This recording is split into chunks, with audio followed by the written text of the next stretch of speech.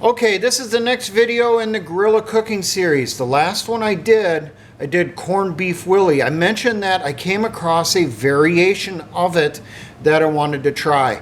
Well, after I did that video, I went to that website, I read through it a little bit more, and really it was mislabeled one way or another. If it was just people remembered the name wrong from when great-grandpa said it, or it was copied down wrong, or maybe great-grandpa heard it wrong, which I think might be the case on this one. But I'm going to take that recipe and I'm going to combine it with the corned beef willy recipe.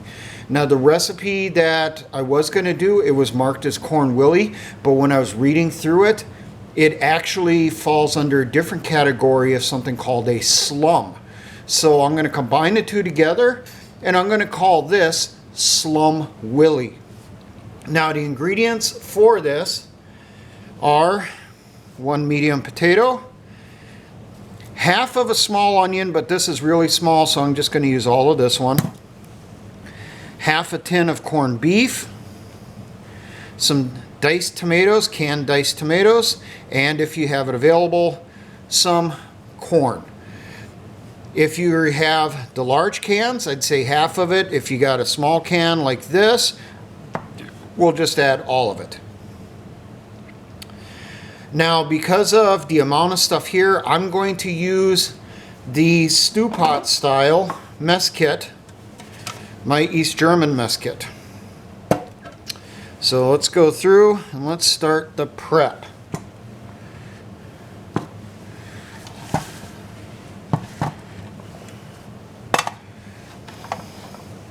So first off, I'm going to prep the veggies because I'm going to boil them. Now this is a sad day. As a veteran here of multiple guerrilla cooking videos, is now going to give his life for the purpose of providing nourishment. So please provide a moment of silence for this potato. And we thank this potato for providing its life for our meal. All right, it's been washed up. We're going to go through, peel it.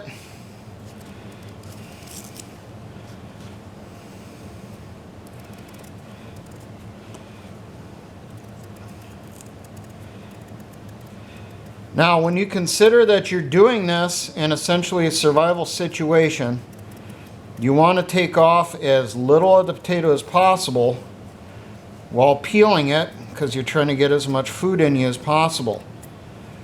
If you cleaned your potato really good and you know you're not going to get sick from anything that could be left on it from the dirt, I'd say leave the peel on and just cube it up. It's up to you.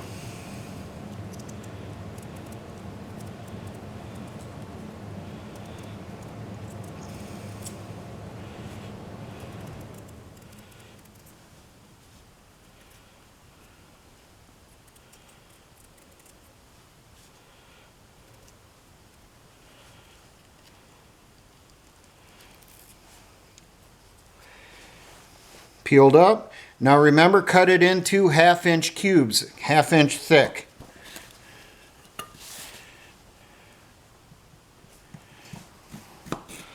So what I do is I go through, I cut roughly 1/2 inch slices first when I do this, or fairly close to 1/2 inch slices.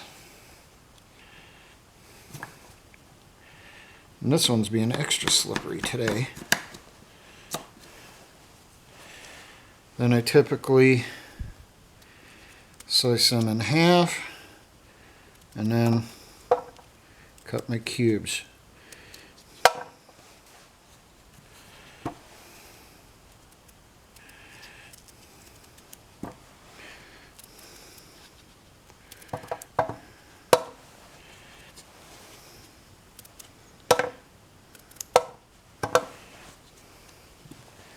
I personally prefer, when I make hash at home, to do it as cubes. I'm not that crazy about doing it as the shoestrings like some people like.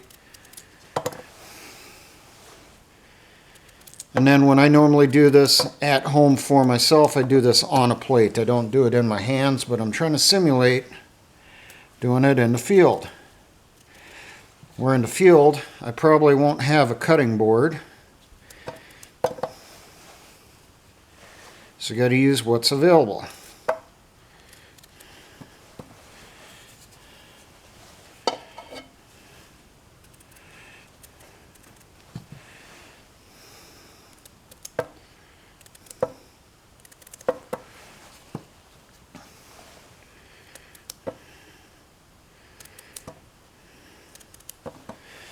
Okay, now I'm going to cut up my onion and add in my onion.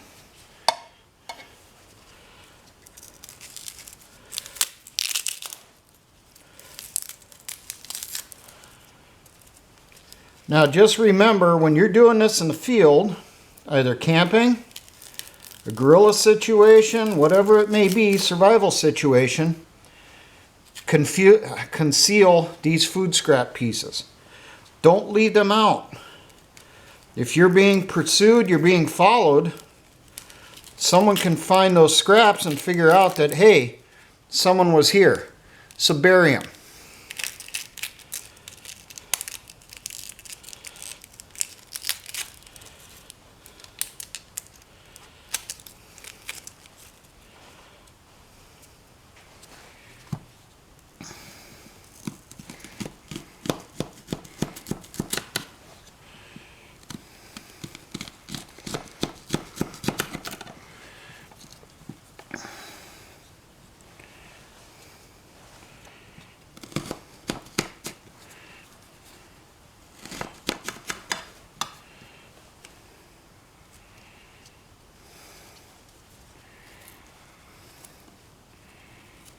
Remember, you're cooking this for yourself, so it doesn't really matter if it looks pretty or not.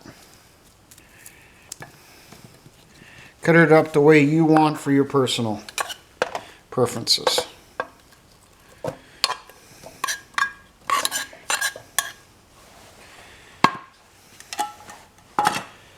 Okay. Now I'm going to add water. Up over the top. And I'm going to boil. Now, because I'm going to be softening up the potatoes, I'm going to want this at a little bit of a harder boil, you know, a little bit stronger fire. Now, just like with the corned beef willy recipe, we're going to put in some salt in there.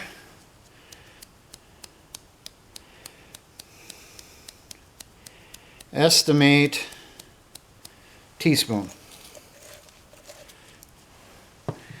Now when you add salt to water, that actually increases the temp that is required to get it up to a boil. Just be forewarned on that in case you don't do much cooking on your own. In case you're one of those people that typically orders out for everything. So while that's going, I'm going to start prepping some of the other stuff. Just pulled this corned beef out of my fridge. So it is super cold in the can here. So I don't know if I'm even going to be able to get it out of here right now.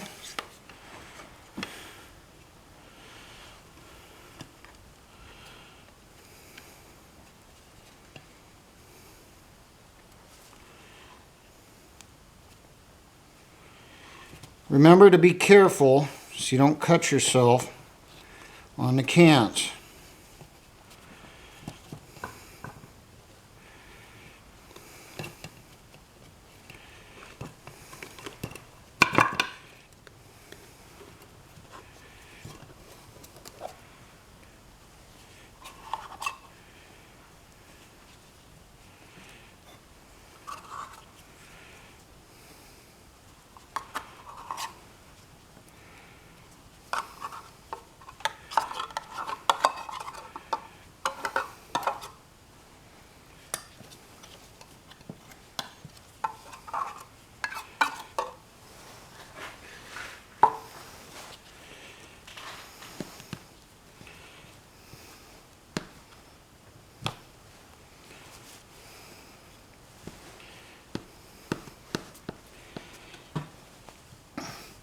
It'll take anywhere from 8 to 15 minutes to boil the veggies, to get them softened up. Now when we boil them here, we're going to boil them until they start to get tender. And then they will finish their cooking when we add the other ingredients.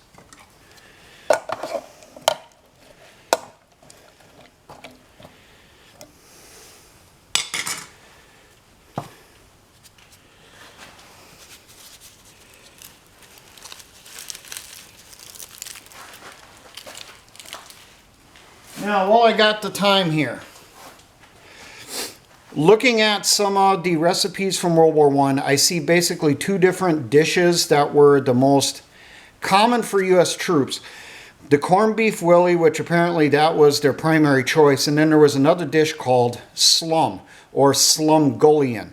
Basically, this is kind of a variation of essentially goulash when you go through and you read it and that stuff.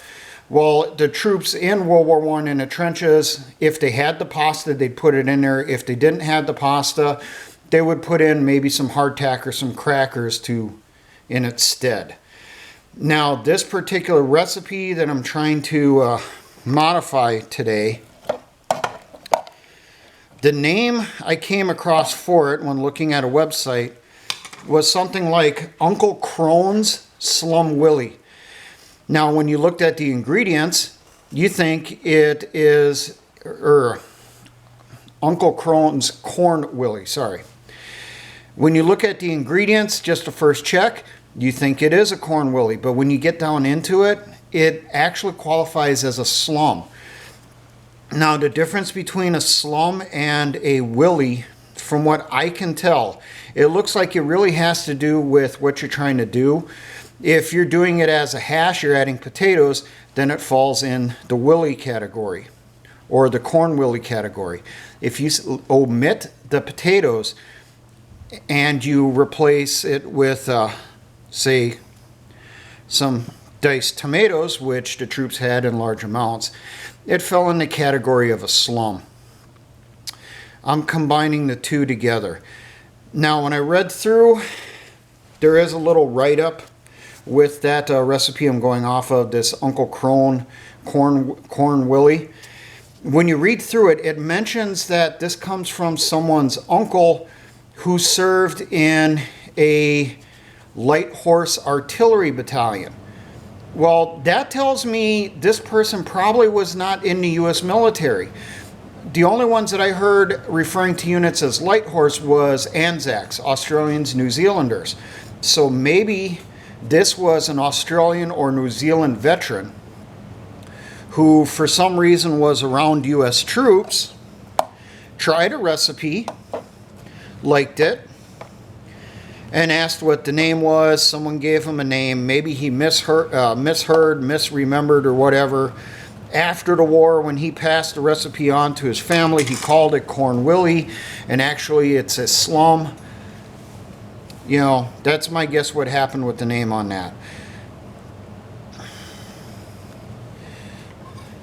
But you can, if you really want to, you can look it up. Do a search for Uncle Crone's Corn Willy. It's C-R-O-N for the name.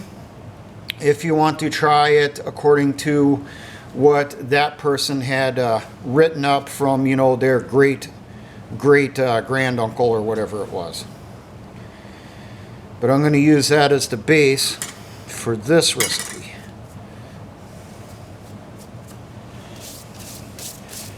Now, I will mention this. I'm talking with Ron Stryker right now. We're both thinking about, we're going to do a bunch of videos potentially on World War I recipes. He told me he wants to do primarily the US and British stuff. I did come across a translation, or some translations, from Imperial German ration books from during World War I. And I will try copying some of those recipes here in the future. There's a couple that I'm looking at. I just got to get the materials from the store. I'll try them on my own first, see how they have to be tweaked, and then, you know, potentially do them in the guerrilla cooking series here.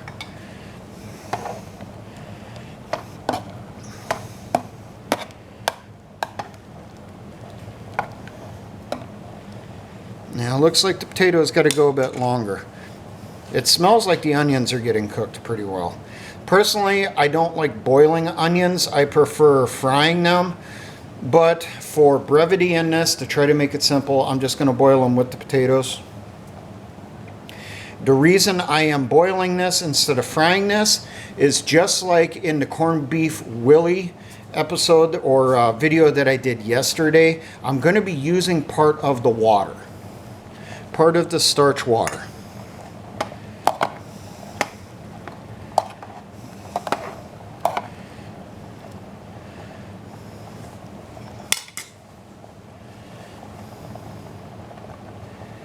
Should not take too long to get these potatoes done the way it's kind of looking actually.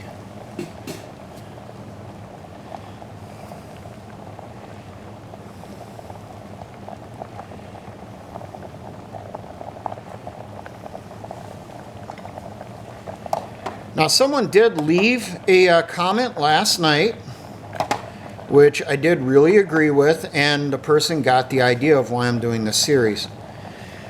Over on YouTube, they left a comment that they like the guerrilla cooking series because it's really giving them an idea of things to do other than just relying on prepackaged rations, such as MREs. That's the whole purpose of this. To show you guys some recipes that were done by people in the past, especially soldiers in the field who had a limited amount of time to prepare their meals. I'm trying to show you some of the things people have done to supply themselves food in the field. World War I is, when I'm looking at the stuff, that's kind of the tail end of when, you know, the troops really did do a lot of the cooking on their own, because once World War II came out, C rations were a lot more common. K rations were also issued out. Most militaries were issuing out canned rations for their troops, dried rations, even the German army was. But when you look at World War I, you can see that the troops in the trenches had to come up with a lot of improvisation for stuff. So I and Ron Stryker are both looking at that era right now to find some recipes that we can modify, improve, or whatever for you that you can think about. Maybe add to your repertoire, so to speak, so that you can prevent food fatigue. I keep mentioning this for a reason, because I'm one of the people that's gone through it. Okay, when you're eating nothing but MREs for 30 days, 60 days, 90 days, you don't just end up with bad constipation. You also get really tired of it. I had a NCO when I was a new soldier, served in the first Gulf War, which had been, you know, just a couple years before. And he talked about his unit. They didn't have so much of the MREs that they were getting. They were actually sent case after case of Chef Boyardee. Now, at first, they loved it, something other than MREs. But he said after eating it for 60 days, 90 days, well, after they got back from the desert, he said he could never look at a can of Chef Boyardee ever again. And whenever he did, it made him sick to his stomach. Vary your diet as best you can. You can eat even your most favorite food every day, day after day after day. Well, after a little while, you're going to get tired of it, and it's no longer going to be your favorite food. It's going to be one that you dread and you refuse to eat.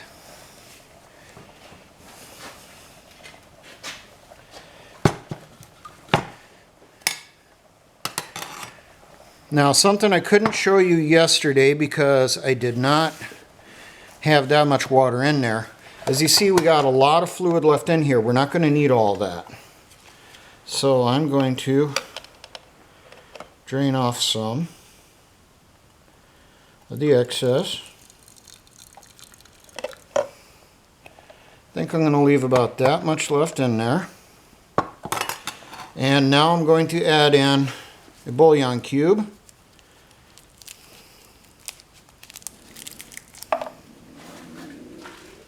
And I'm getting very hungry. Just your straight beef bouillon cube. Now, some of the recipes for Slum, it says to actually add poultry seasoning, aka chicken bouillon. Well, I just have a feeling beef bouillon is probably the better option in this recipe. Here, combat cameraman, can you pour that down the sink, rinse that down for me? So I'm going to put that back over my fire here.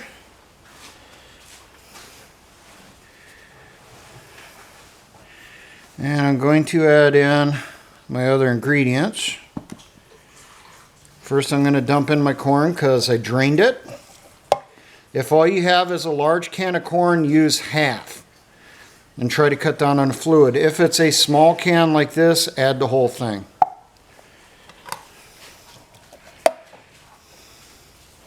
And this is going to produce a lot of food. Now I'm going to add approximately half the can of diced tomatoes. Diced tomatoes was something that the U.S. troops brought with them to France in massive quantities.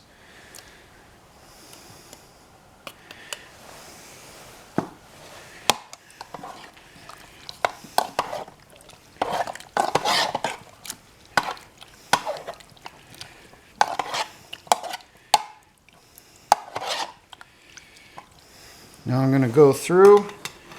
I'm going to boil this down a bit more, remove some of that fluid. I put the juice from half the can of tomatoes in here for the flavoring. I have not tried this recipe yet, so I really don't know how much it's going to produce or even what it's going to taste like. When I do corned beef hash on my own at home, I have added diced tomatoes before, and usually after you add those in the pan, you got to fry it a bit longer to get rid of that excess fluid, to try to get it down more to a sauce than a juice in there, and that can take a while.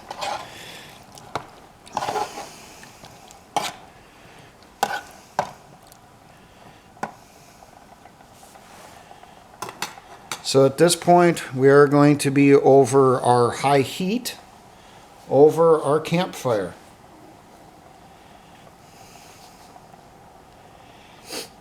Now I do have some seasonings that I'm going to add in here, and I'm going to add it when I add my corned beef in here.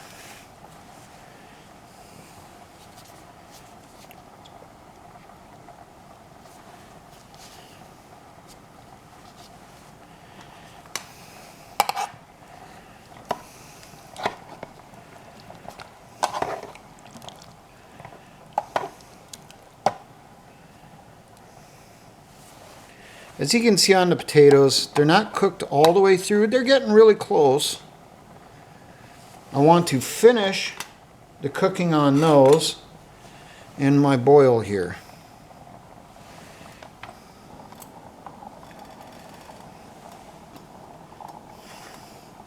Now the hot plate I'm using, I actually got when I was a private in the Army, so it's got a lot of years on it. It doesn't work as good as it used to. And I got to play with it to find just the right setting to get just the right temp.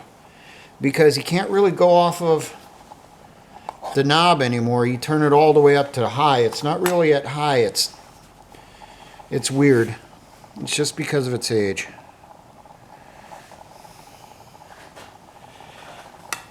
hot plates were against regulations up in the barracks, and they probably still are for people in the U.S. military. And the reason for that is it's a fire hazard. But what we would do, those of us that had them, is we would hide them whenever we weren't using them.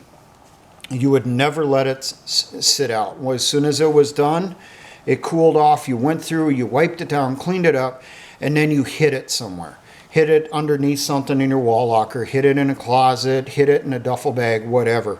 So that when they would launch a health and welfare inspection, they come through the barracks, they're looking through everything, they won't find it.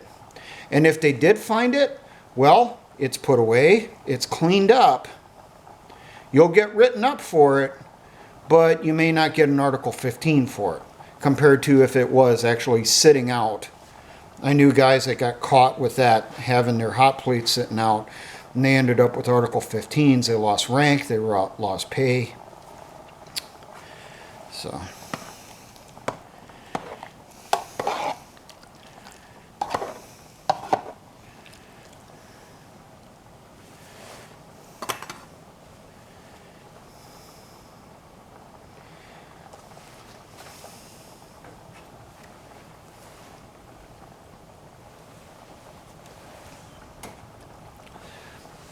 Yesterday on the corned beef willy, I didn't really have enough of the starch water. Today it looks like I had more than I should have. Basically, the amount of starch water I had in the corned beef willy is probably what I should have used in this recipe.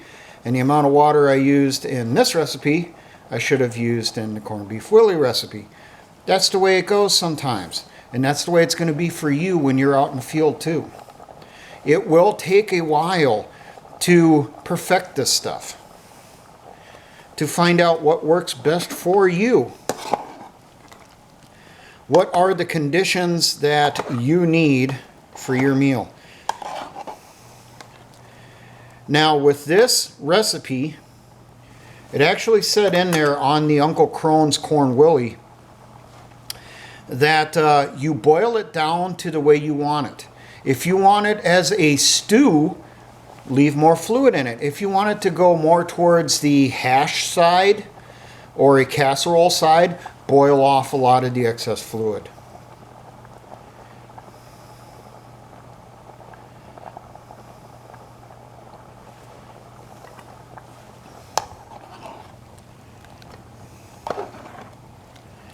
How much time will you get in the field to prepare your food if you are in a guerrilla situation?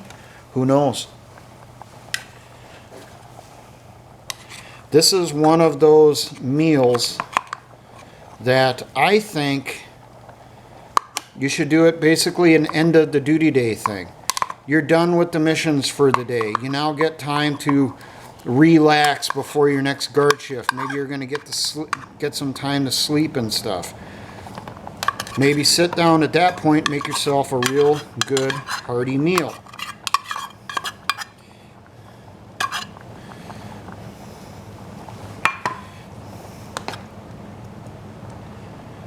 I'm just going to let that all kind of meld in there. That is producing a lot more than I thought. So this really is going to be a two-person meal.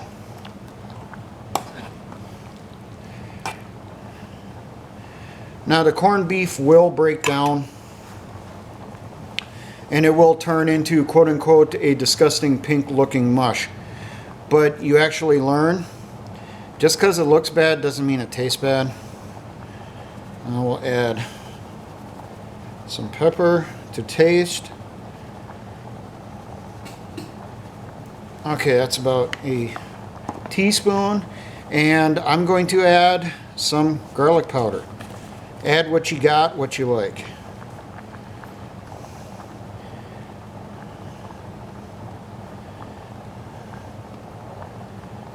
About a teaspoon. I already have some salt in there from when I did the potatoes.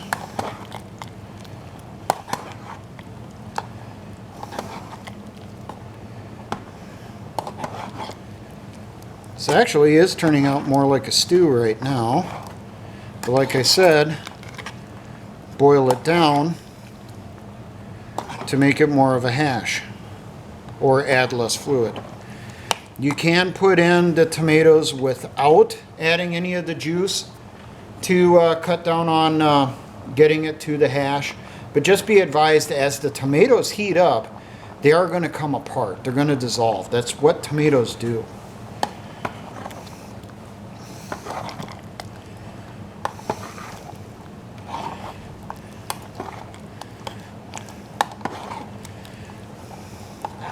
Right now, this is looking a lot more like the modernized trench stew because of the amount of fluid in it. And as I said, this is my first experiment with doing this. From what I've seen from pictures and that stuff on Slum, the tomatoes and the corned beef break down into kind of a mush. So maybe if you're trying to do this more as the hash, add the tomatoes near the end, and don't put in as much juice. Also cut down on how much water you retain from boiling the potatoes.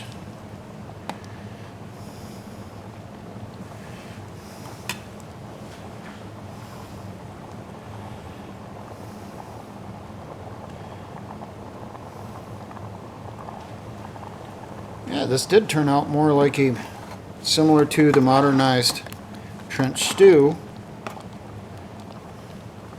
but you at least get the idea.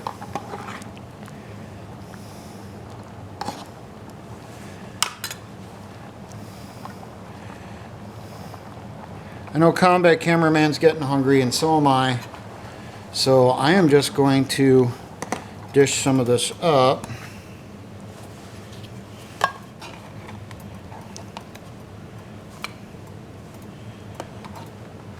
And I'll try draining off some of the fluid here so that we can get an idea of kind of what it would look like more as the hash.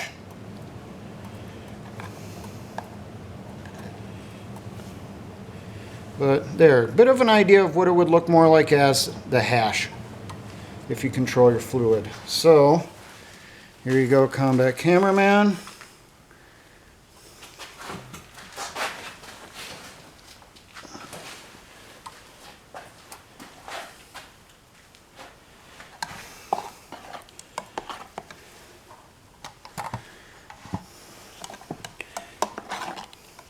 Now, as I said, this looks like it produced about 2 people's worth of food, so maybe we would take the other half of our ingredients and pass it off to another buddy team. You know, the other buddy team from your fire team, so that they can have some stuff. And we got a big thumbs up from Combat Cameraman, so it turned out really good. If you want to leave this more as a stew, this is what it'll look like. And as I showed you when I dished it up, a little bit more of what it would look like as a hash. This is something that, you know, it's going to take practice to get it dialed in just the way you want it. But there you go. A combination recipe here, which I will call Slum Willy. Now, for all my engineer brothers in the Patriot and Militia movements, always remember, essayons.